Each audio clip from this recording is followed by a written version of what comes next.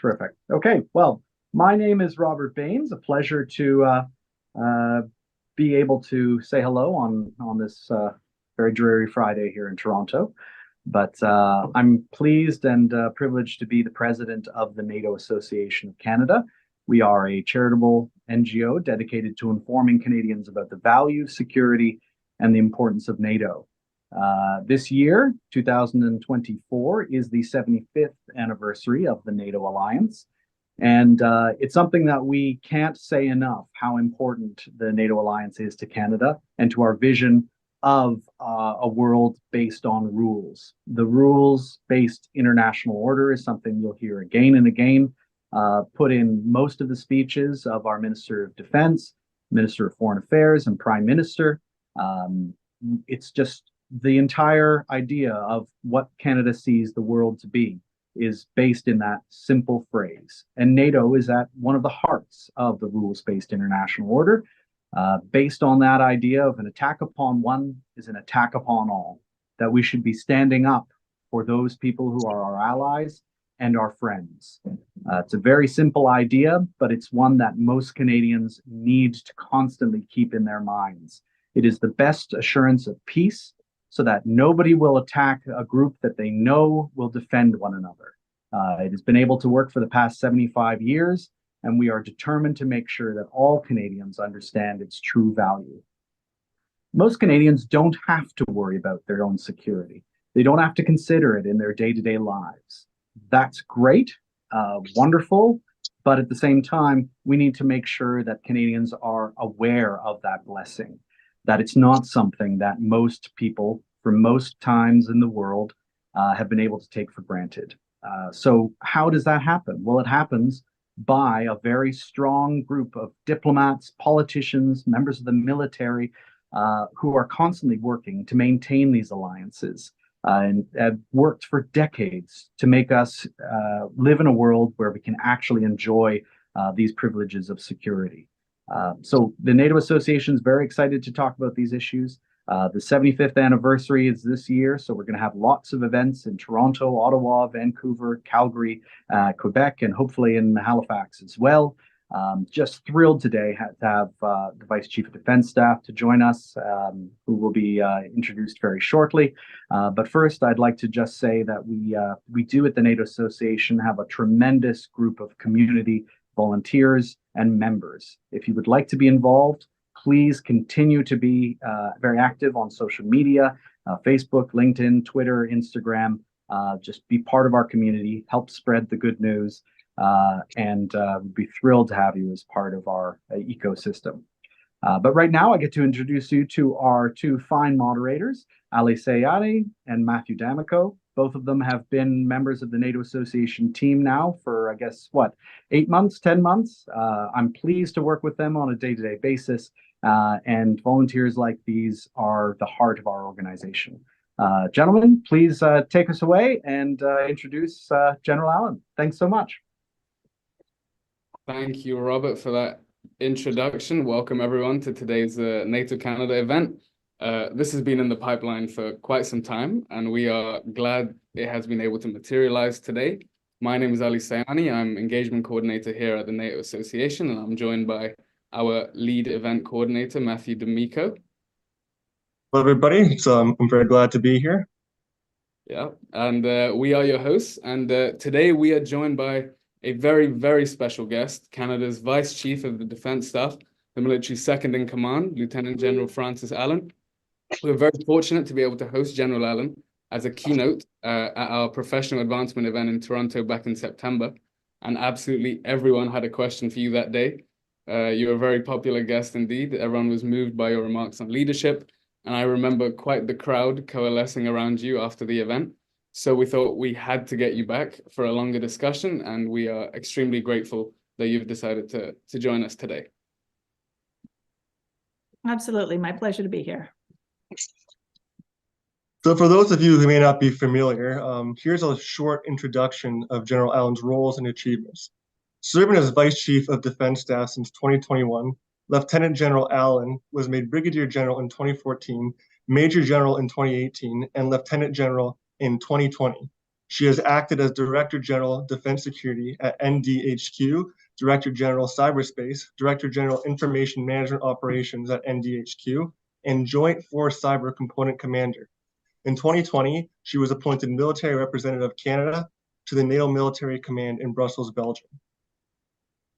And during that time, there have been an incredible number of events, at times strengthening and at other times challenging the rules-based international order. Warfare has changed, diplomacy has changed, and the Canadian Armed Forces have also changed. Since becoming VCDS, you've seen Russia's invasion of Ukraine, renewed expansion of NATO, threats to Arctic security, growing tension with the Indo-Pacific, and new threats to security in the Middle East. But all that's for later.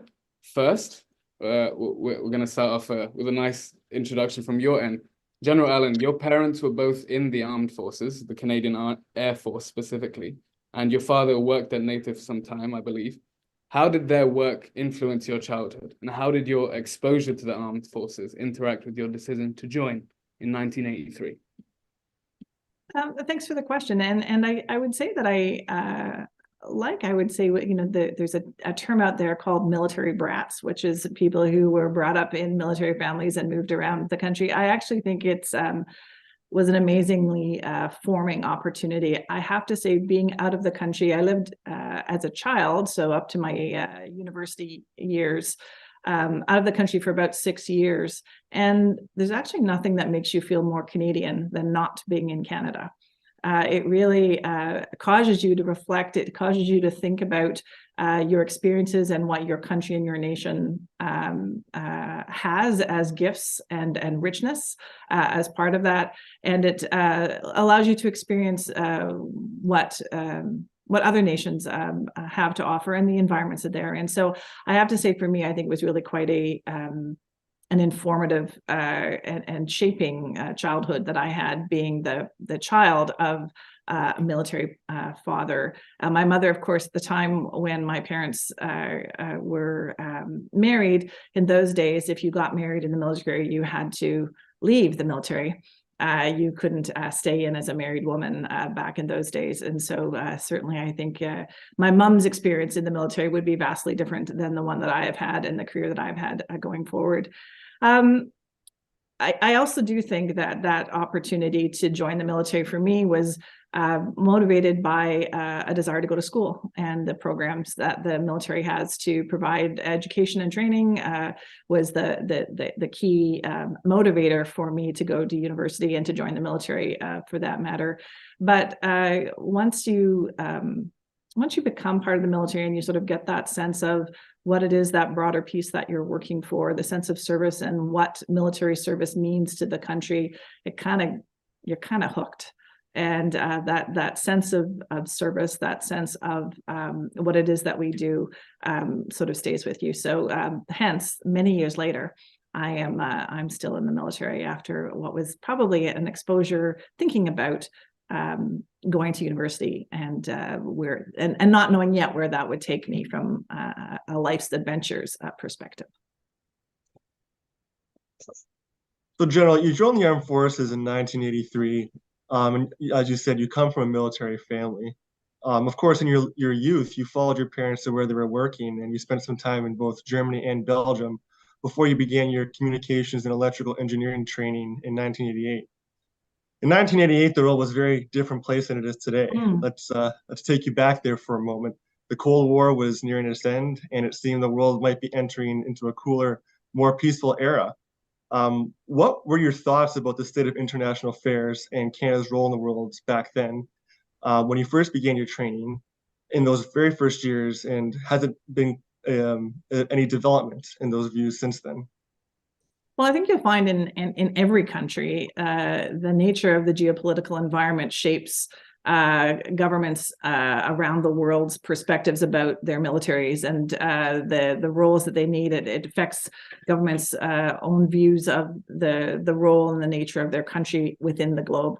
And so certainly back at that point in time, as we were looking at the end of the Cold War, there was some reflection on what should the role of the military be if we are to be moving into an environment in which there's greater geopolitical stability. And that's good and valid thinking. for governments to walk through. I guess the unfortunate part of the world that we live in is that we're not actually seeing greater geopolitical stability over time, and your militaries that nations have really serve a purpose for governments of being able to be an instrument which can help to execute national will and national power, and that depends upon the desire of the government and the nature of the country and the society that military is part of. And so there certainly has been an evolution from a Canadian perspective, because we have seen a change in the global environment since those days. And if you take a look at what Canada's military was prior to that, that is the continuous evolution. We live in a world in which the right thing for us to do is to consistently look and assess the threat environment in which we live in, make adjustments accordingly, and be prepared. In the end, a military exists for a warfighting purpose, and there is that perspective that has to be that may make some people feel uncomfortable, but that is the purpose of a military. I think thinking about what is the nature of the environment and the stability of the world is what shapes the roles of those military and the nature of the society of the country as well. So with that, I would say you are 100% correct. Much change has happened through the time between the time that I joined to time where we're seeing, I would say, unfortunately, greater instability in the geopolitical environment. Now, General, have you seen a change or an evolution in the operational training in the Canadian Armed Forces, especially as you look into your formative years?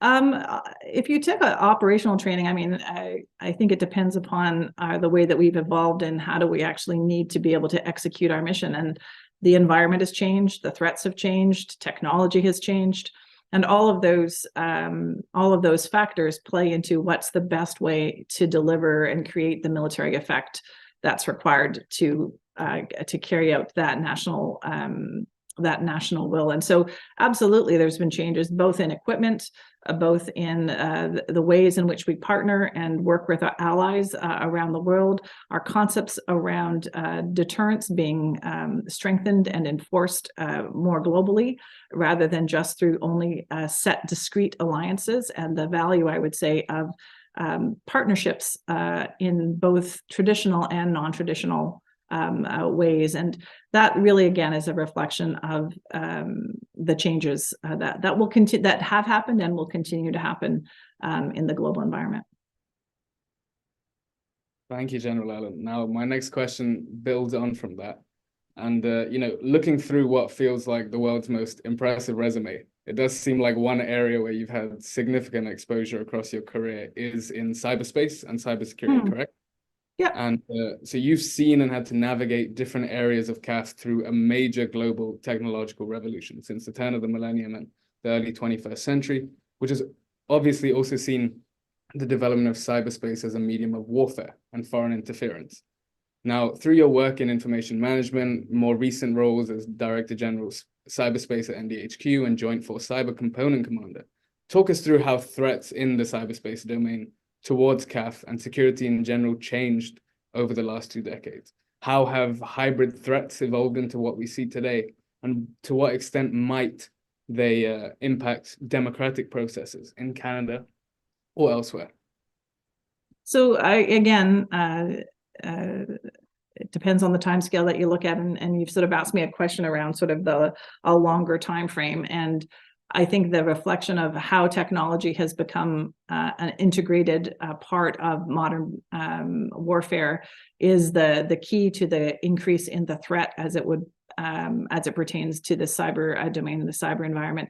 For a long time, concerns around the electromagnetic spectrum have been there. So as it pertains to the use of the spectrum for communications, and so the issues related to jamming and to interference have something that for many, many, many decades we have been focusing on and thinking about going forward. But the use of the cyber environment, as we take a look at information systems, at the way in which our economies, at the way in which our military data systems are dependent upon a networked environment, really takes us down the path of increased threat to an attempt to interfere with those systems as a way of interfering with the delivery of the military capability that is using that system. So the cyber domain is a domain which enables other domains, as well as being a domain of warfare in itself. So when you think about naval warfare or warfare in the land environment, the use of a cyber domain, the use of information systems of that to create the land effect, the maritime effect, talks about the overlap or the dependencies that exist between a cyber environment and other domains of military warfare.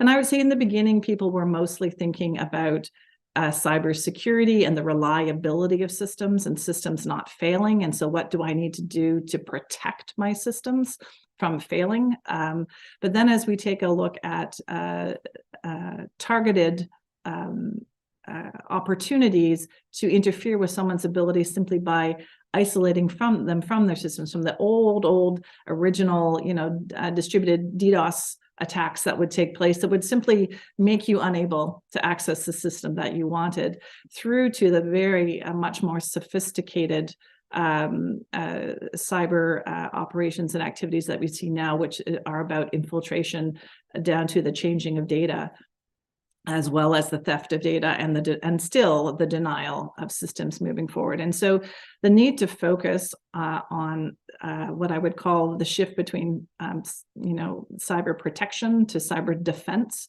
which is how do I think I need to think about what is the likelihood that I'm about to be interfered with given the nature of the environment in which I'm stepping into, is a key development, as well as offensive cyber operations to actually look to deny others their use of information systems and operational systems that are in the cyber environment, relying on those network systems so that you can have the advantage.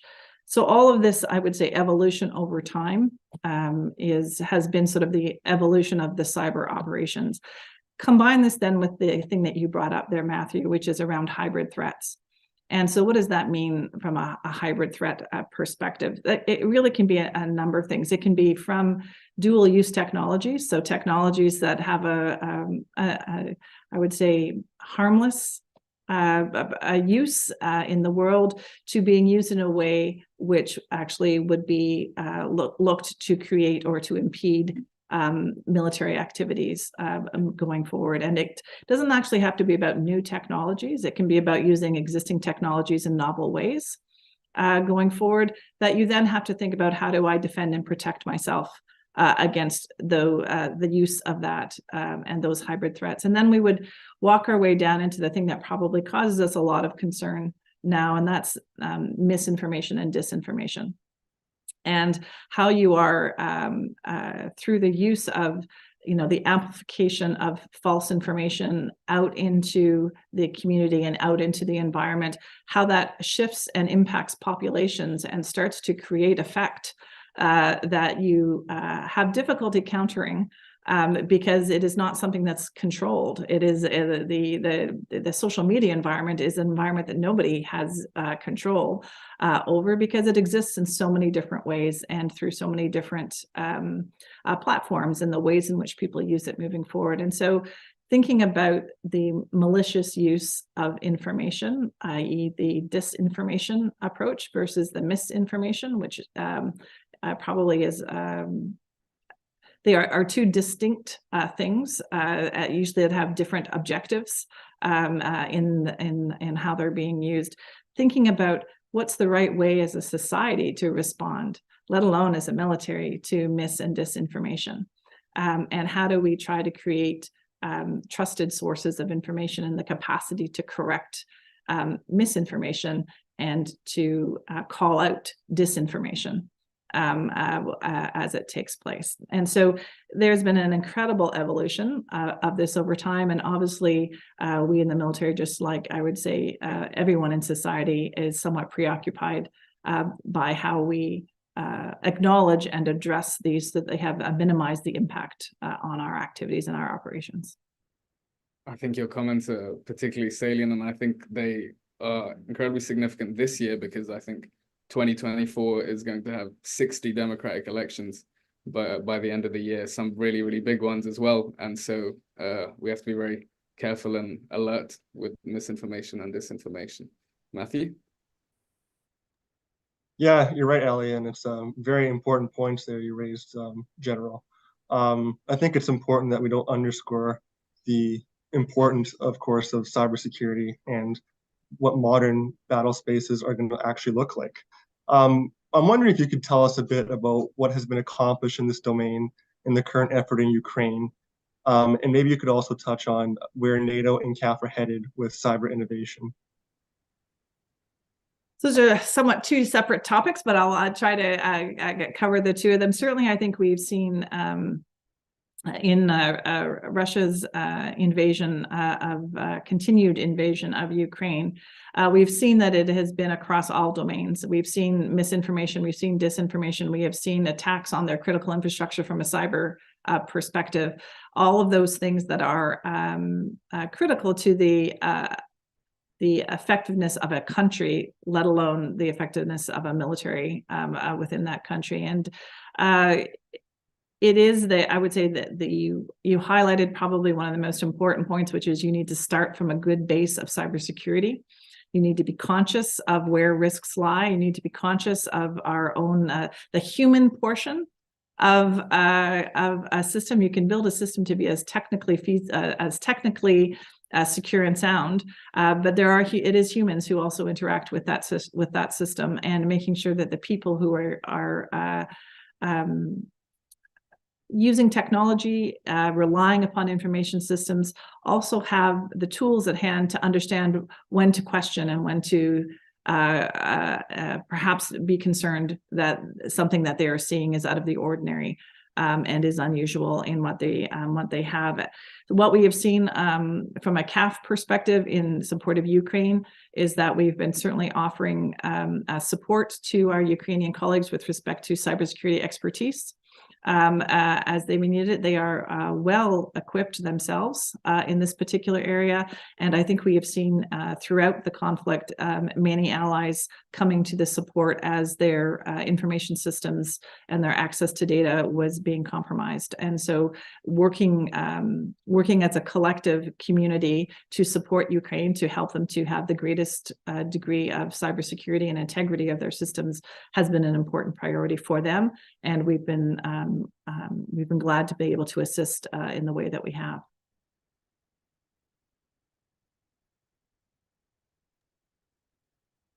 And now that we're talking about Ukraine and NATO in Europe, so at the 2016 NATO summit in Warsaw, NATO allies agreed to establish NATO's forward presence with 4 multinational battalion-sized battle groups in Estonia, Latvia, Lithuania, and Poland, with Canada responsible for managing the Latvian deployments framework. At the 2022 summit in Madrid, in response to Russia's invasion, NATO allies agreed to add 4 more battle groups and for allies to exercise the ability to scale up battle groups from battalions to brigade size when required. Mm-hmm. Could you explain why this enhanced forward presence is so important, and what Canada's contribution has been so far, and any potential issues that there might have been in supporting the EFP on the ground? So I think it's important to go back to the principle of the NATO alliance, and it is a defensive NATO alliance, and an important part of that is to deter, and to deter aggressive and inappropriate national behavior based upon creating a calculus that if I am to engage and to interfere with the countries that are in the NATO alliance, the risk calculus associated to me to deal with the response to that is not worth the value that a perceived adversary may have in interfering. And so the whole concept of deterrence, which is, there's courses that are taught around deterrence theory out there. The need and a critical part of deterrence is to demonstrate the capacity and the will to act that holds up the other side of the bargain, which is the response, a piece of that. And so the decisions by NATO to both increase the number of enhanced forward presence elements, and then now working towards the scaling of that towards a brigade size capability, was a statement of commitment and action as part of that deterrence function that is critical and is at the heart of the collective defense that's associated with NATO. Canada has been a framework nation, partnering with our Latvian host nation colleagues, working with a large number of other nations to have the battle for taking us to where we were with the battle group.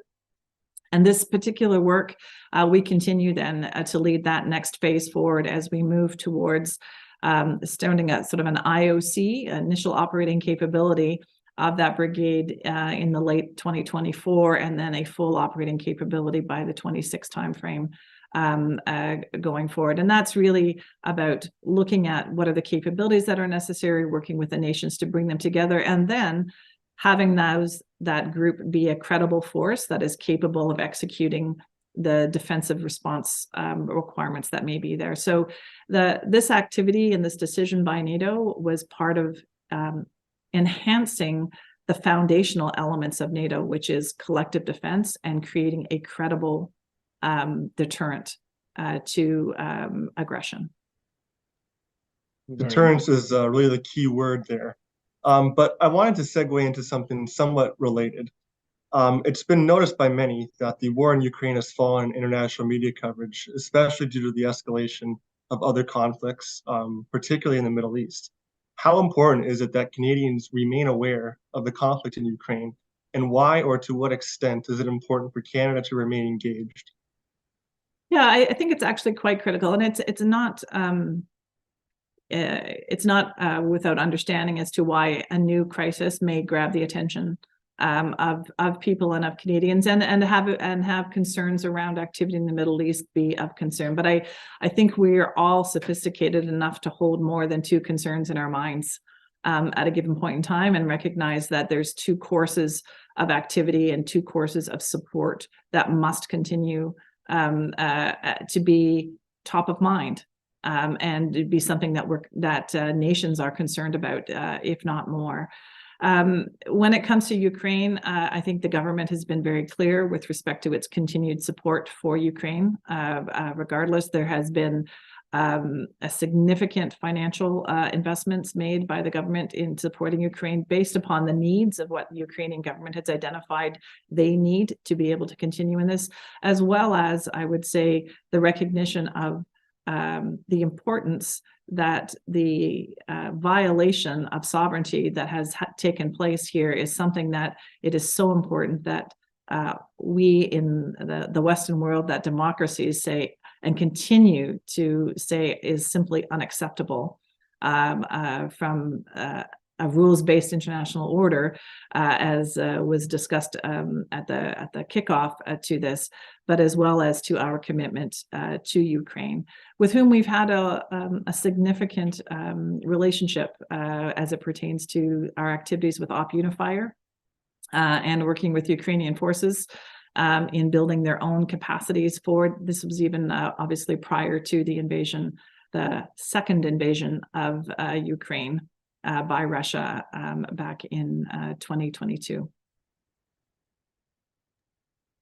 Now, General, a topic that is always related with the Canadian Armed Forces is recruitment. Has the prevalence of international conflicts, especially in the most recent years, correlated with any positive improvements in recruitment, or has the opposite occurred?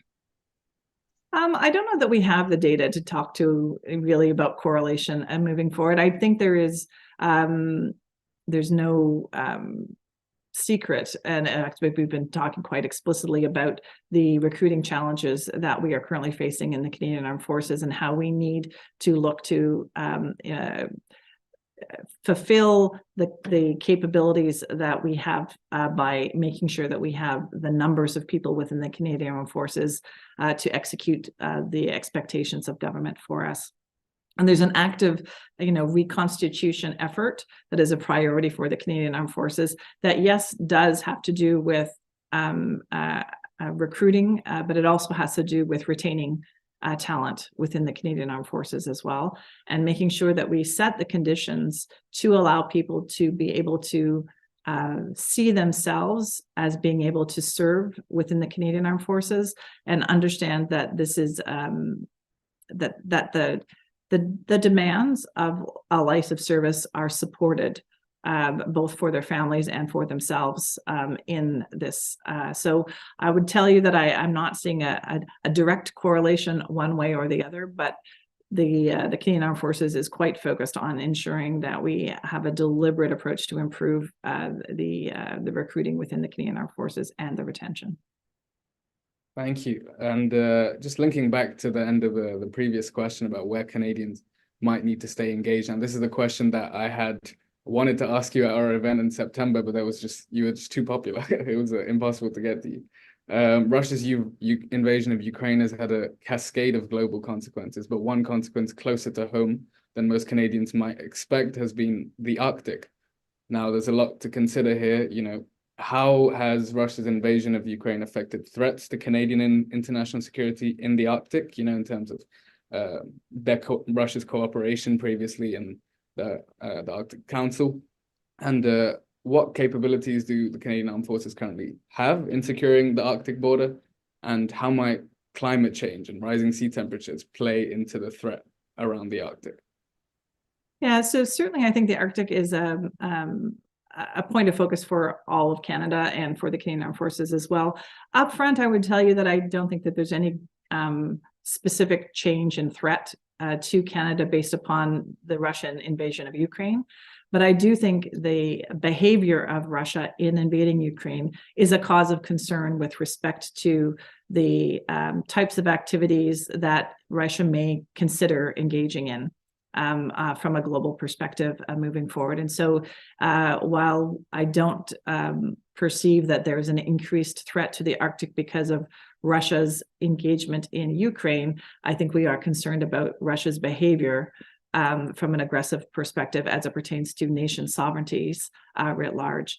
Canada, as you know, has a vast Arctic, largely uninhabited, and quite cold. Having been there, being up to our station alert a couple of times, and operating and living in that environment is a challenging environment for sure. Where we have our investments in the north, from a Canadian perspective, obviously is in the many communities that we have out there. From a Canadian Armed Forces perspective, there are about 60 communities in the north where we have Canadian Forces Rangers established and Ranger patrols that are established. But our surveillance of the north is the key part of protecting the north. You don't need to physically be everywhere if you can have access to being able to have surveillance of the north when you need it, and in a targeted way. Going forward. So the response capacity that NORAD provides as it pertains to surveillance of aerospace warning and maritime approaches is a key part of the defense, not only of North America, but of the northern part of our country as well. As well as I would say the maritime capabilities that we continue to develop, because we are a maritime nation with 3 coasts that will continue always to be important to us from a Canadian Armed Forces perspective. Joint Task Force North is headquartered up in Yellowknife with detachments as well in Whitehorse, and I'm trying to think of maybe it's Yukon that we have. And so there is a Canadian Armed Forces presence there. We do exercise in the north, and we actually exercise with allies in the north as well, and then learn from Northerners themselves about life in the Arctic and operating in the Arctic, and how we need to consider and take those factors into consideration. And then finally, I would guess, as is evident for all of Canada, there's a search and rescue responsibility that the Canadian Armed Forces has for the north, but also for our entire country, as well as coastal areas. That's part of an international agreement that we have as it pertains to search and rescue from a global perspective going forward. There are, the Arctic Council, which is has Russia as a member of the Arctic Council. During this time of the invasion, we have not been able to. We've sort of suspended engagement with Russia in that particular area, but continued conversation and engagement about the effects of climate change, which are significant, both in the way that we see life in the north, that we see the effects of climate change, rising waters, opening up of the northern waters to some degree. Those things are things that we have to be continuously thinking about, and thinking about what is our responsibility from a Canadian Armed Forces perspective, based upon how those changes may create changing security considerations for the North. Okay, and also just to add on to that, I wanted to ask, how does the melting of the ice threaten access to resources? Because we know sometimes, when the seas open up, there will be more interest in drilling, and that might affect northern communities. The melting ice might affect operations, CAF operations in the north. How do you perceive, maybe the next 10 years, how you're dealing with that? Well, I think that we just need to be thoughtful about the impacts of the changing climate on what may have been assumptions that we've made before with respect to where are our responsibilities for ensuring that there are not things happening within our waters that we are concerned about. Before, if it was ice, you didn't have to worry too much about it. It was ice most of the year. There are different domains in which you need to be concerned. Those things will affect us going forward as you take a look at warming temperatures in the north and the possibility for increased resource extraction going forward. What does that actually mean with respect to the interest of others in the north, and is that in Canada's best interests? I think the Arctic isn't a homogeneous bubble either, as it pertains to the impacts of climate change, because the waters of the Arctic are not the same. The way in which the climate change will impact the Arctic will be different regionally within this very large area that we call the Arctic, and will be quite based upon water flow, based upon all sorts of things. We sort of have to look and analyze what are the impacts of that going forward. But clearly, as there are changes to that northern environment, we have to continuously think about what are the changes from a security perspective that Canada has to contemplate, and what are the responses to that. Thank you. Leading on from the Arctic, China has recently described itself as a near-Arctic state. And Canada's Indo-Pacific strategy, released last year, referring to China as an increasingly disruptive global power, yet too great to ignore because of its social and economic power. What role do the Canadian Armed Forces play in engaging with security matters in the Indo-Pacific? So the Indo-Pacific strategy sort of identified the areas in which not just the Canadian Armed Forces, but the Government of Canada wanted to be involved from a capacity building perspective, from a reinforcing rules-based international order perspective, from a cybersecurity perspective, as well as building partners, because we all know that in the global environment that we have, building partnerships is a key enabler for everyone to be able to ensure that we are creating the global community that we want. And so in those particular areas, the Canadian Armed Forces has committed to having increased a representation from a maritime perspective with our allies. So moving to 3 sails and with the frigates on an annual basis. We're partnering on a capacity building perspective, and with partner militaries in the area, and engaging in dialogue. And as you know, just maybe trying to think, it was maybe a month ago, Lieutenant General Derek McCauley had took on the role of the Deputy Commander of the United Nations Command in South Korea. Again, something that we've had before. Actually, General Eyre was the first deputy commander of UNC when he took the position on about 4 years ago. Maybe 5 years ago now. And certainly I think that is another commitment to engaging with partners in the area and moving forward.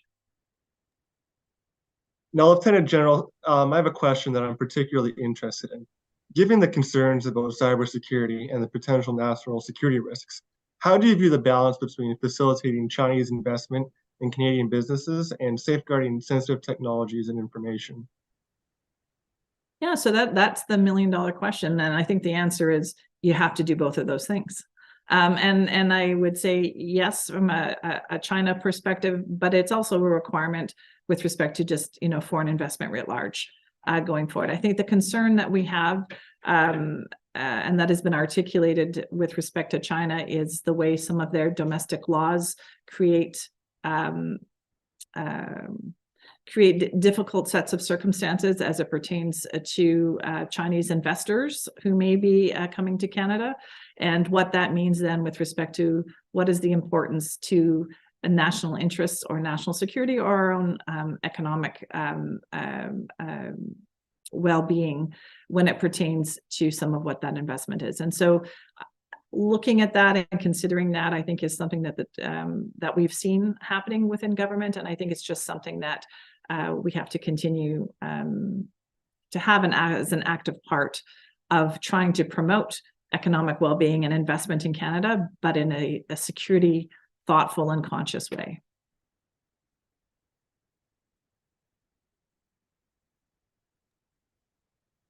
Thank you, Lieutenant General. And on that view of Asia and the Asia-Pacific theater and our Indo-Pacific strategy, what would be Canada's roles, along with the United States and Japan, to develop an integrated deterrence and Indo-Pacific strategy? And how do we bring Japan into this fold in a cooperation with NATO allies?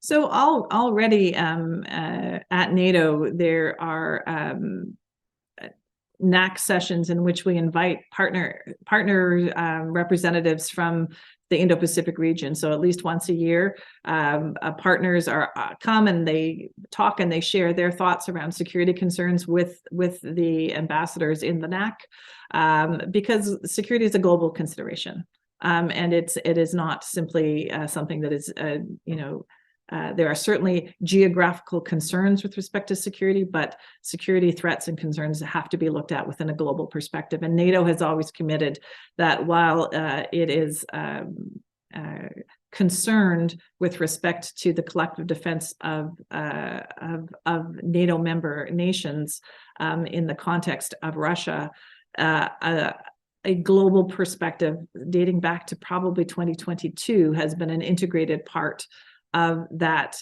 thinking about it is not simply a geographically based set of security concerns that NATO needs to think about. And so then for Canada, similarly, global security is a part of both our domestic security as a part of our security alliances on the NATO side of the house. So Japan has been a partner with Canada in a number of different areas. We certainly have had maritime engagement with Japan in exercises as well as part of those partnerships when we are in the area. And when we talk about the sail in the Indo-Pacific area, it's not just about what some people might think about, which is just sailing through contentious water. It's actually sailing and exercising and participating and learning from each other in a number of different areas. And so it's creating those relationships that are the important part of that. And it certainly happens with Japan. It happens with other nations in the area as well. So thank you very much for all your thoughts and insights and the questions that we posed you on international affairs. But just as we round up this interview, I wanted to circle back a little to what some of the stuff we were talking about at the start of this interview. Now, the way the Canadian Armed Forces look now is very different to how it looked when you first joined. You're the second ever woman to be a Canadian Lieutenant General and the first woman to be Vice Chief of Defence Staff. What challenges did you face rising through the ranks of a traditionally male-dominated leadership in the armed forces? And How have the armed forces become more diverse since when you joined? So I'd say probably there's the nature of an institution that's built on thinking about the rule sets and the supports and the policies that are needed for the majority of the people that form that organization. And the majority of the people that have that were in the military when I joined, and indeed today, are men. And so the traditional societal demands on men, the demands on women had sort of evolved on what the rule sets were. And I would say, Caucasian men and people from certain backgrounds, sort of a European background, immigrant type of, so that my father's British, he immigrated to Canada from the UK.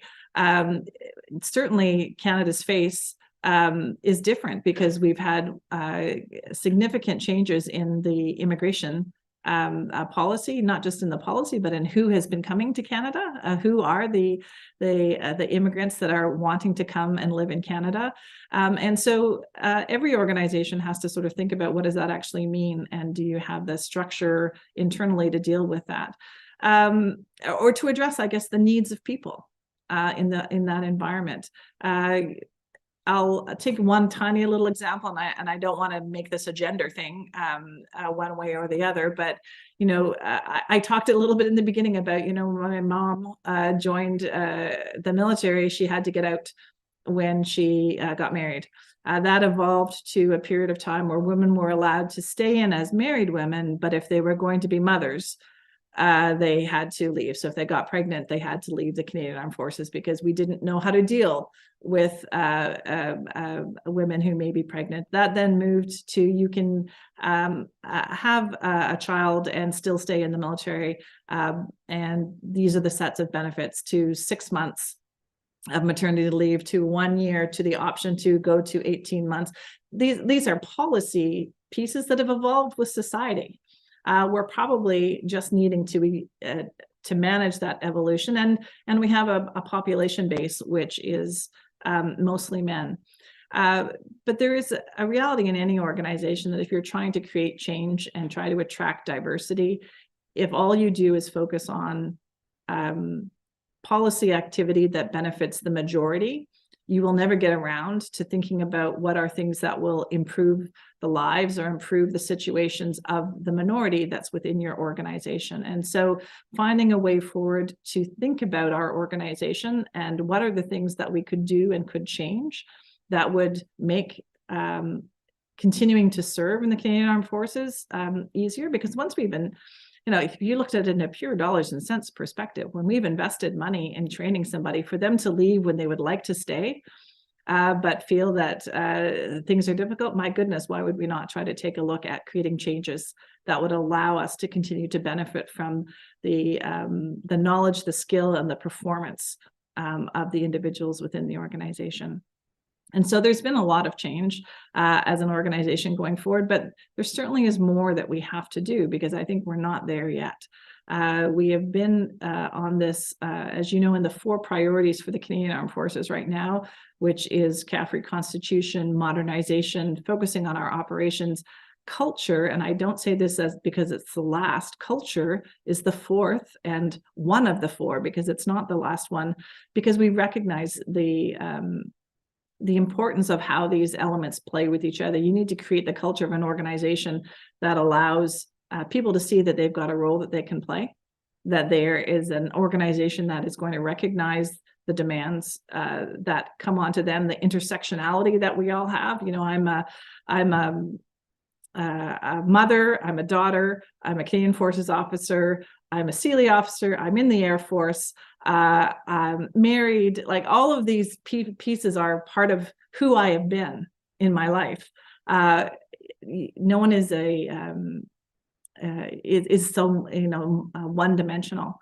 And so thinking about the multiple dimensions of people's lives, how do we support that as an organization? Understanding, of course, that we have a mission that we have to accomplish, and an operational output and military effect that has to be delivered.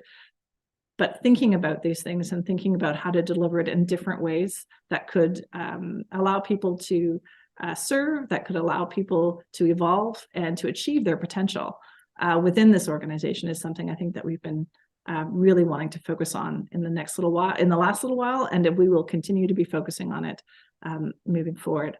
Now, I'm not sure if I got to the whole question that you had there, and if not, come back at me again, because I think I may have gotten off on a tangent for you there.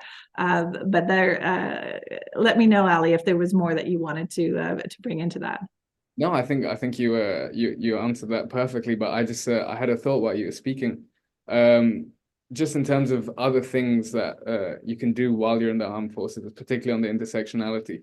You were involved in some sports, right? While you oh my were. Gosh, yes. Yeah. I think for me that was I would say a big part of me being me as well, because I've always enjoyed sports. I've always and I'm not saying I was very good at it in high school. My sister always got the most valuable player, and I got the most improved player awards because she was very good, and I was gangly, gawky, and not terribly coordinated as I was growing up as a kid.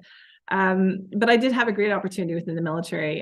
Obviously, fitness and health and the importance of physical activity as a stress reliever, as something that we physically have to be able to do some of the jobs that we're asked to do, means that fitness and sport is something that we try to make sure that we give the opportunity for. And so I had the great opportunity to be able to play volleyball, representing Canada in military sports. So there's it's a group called CISM, the Conseil International du Sport Militaire, which is 138 countries or so whose militaries play sports with each other. And the whole purpose being of building friendship through sport, because not all of these countries are democracies.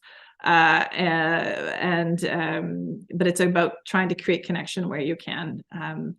And so I had the great pleasure and honor to be playing sports in the military, and it was a great outlet for me, as well as the professional, obviously the professional opportunities that I got working in the cyber operations field really has been, I would say, a great highlight and a great piece of my experience in the military.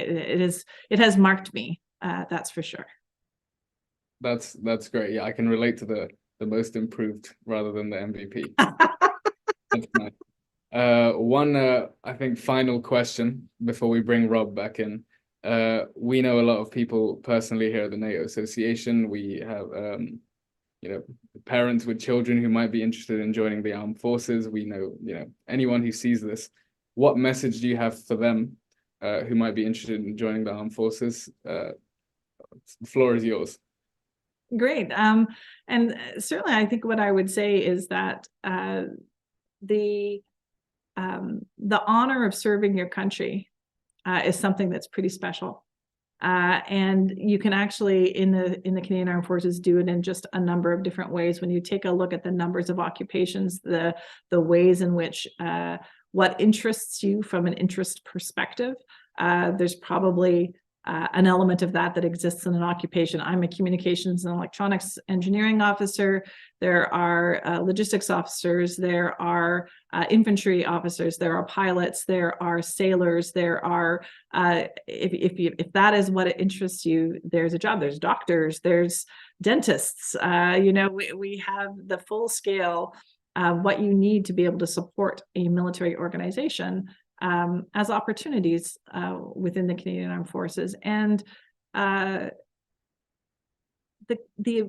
honor and the ability to serve your country is really something. And you don't think about it. I have to tell you, I didn't think about it as a 17-year-old when I joined the Canadian Armed Forces. That really wasn't what was driving my desire to join. As I said, it was about this way that might give me my education, and I was sort of familiar with it because my parents were in the military. But when you see the collective work, when you feel that sense of camaraderie and that sense of common purpose that comes from the work that you do, and seeing that output, it is an amazing feeling. And often I think a lot of us, what we want in life is to feel like we have a purpose. and that we understand what our purpose is. And I think, you know, I would say with come to the Canadian Armed Forces and you will feel a sense of purpose. Fantastic. And on that note, I'm going to ask Rob to come back in for some concluding remarks. Rob, are you here? He may have had to run out like in Toronto. Oh, he's going to be annoyed about that. Rob, I don't know if you're unmuted or you can hear us or what's going on. Oh, just come in here. Yep, he's gonna do it from here. Always delightful to have these kinds of technical difficulties. First of all, Ali, Matthew, great job. Thank you so much for taking us through this conversation.